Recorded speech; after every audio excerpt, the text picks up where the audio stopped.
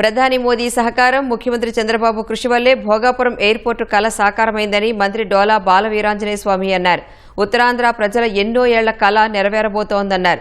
ఎర్రబస్సు కూడా రాని ఊరికి ఎయిర్ బస్ ఎందుకు అన్న జగన్ ఇప్పుడు క్రెడిట్ జోరీ చేయాలని చూస్తున్నారని మంత్రి డోలా మండిపడ్డారు.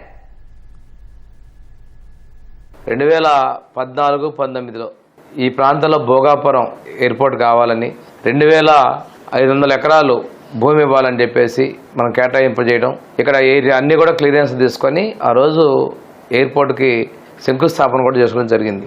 భోగాపురం అంతర్జాతీయ విమానాశ్రయాన్ని ప్రధానమంత్రి శ్రీ మోడీ గారు రేపు ప్రారంభించబోతా ఉన్నారు. ఈ సందర్భంగా ఉత్తరాంధ్ర ప్రజల కళలకు ఉన్నటువంటి ప్రతిరూపంగా ఉన్నటువంటి ప్రాంతాన్ని మనం తెలియజేయాలి, ప్రజల్లో కూడా అవగాహన కల్పించాలని మనం విశాఖపట్నంలోని పార్క్ హోటల్ నుంచి అప్పుగారి వరకు మనం ఒక 5K రన్ని రేపు ఉదయాన్నే షాప్ చైర్మన్ రవినాయుడు గారు, సిటీలో ఉన్నటువంటి ఎమ్మెల్యేలు అందరూ కూడా పాల్గొంటా ఉన్నారు. ప్రజలందరూ దీనిలో భాగస్వామ్యం కావాలి.